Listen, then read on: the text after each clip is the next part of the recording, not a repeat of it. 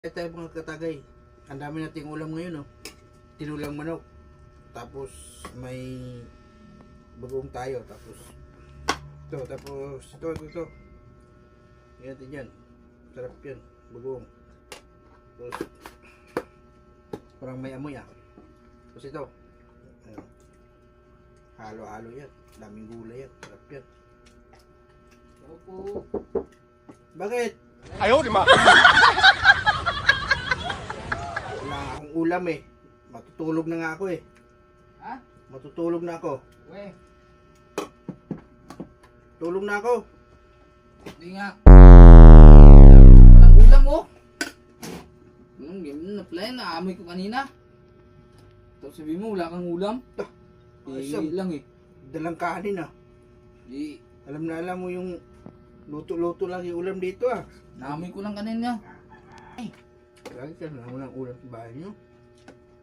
Ano bang nangyari sa buhay mo? Lagi ka na walang ulam. Wala na, lulong na ako sa sagol pare. Gihirap na ako ngayon. Ano pa talaga yung... Ayun. Awa ka naman sa akin pare.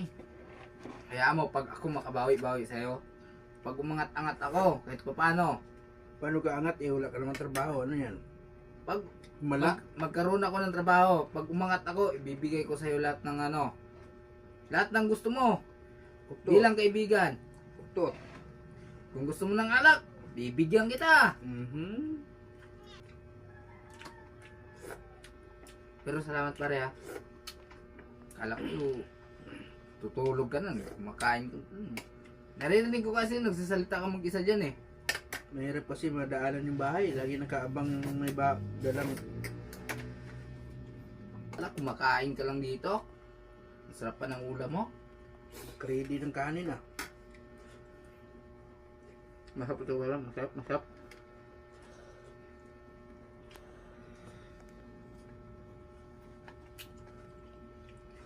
Kain tayo kasi...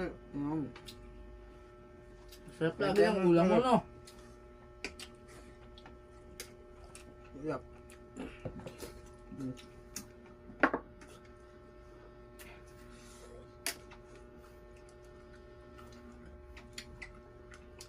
Paldo ko siguro lagi sa sugal pa rin no. Lalo nga.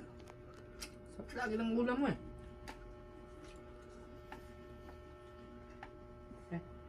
Mainit. Ano ba malambot? Lambot yata to. Ayaw, di ma.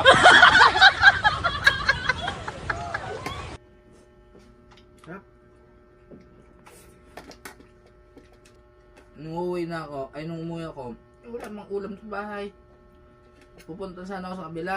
Eh, narinig kita. Sasalita ka mag-isa. Kaya kumatok ako sa'yo. Inom mo lang ang bag. Yaya nga ni.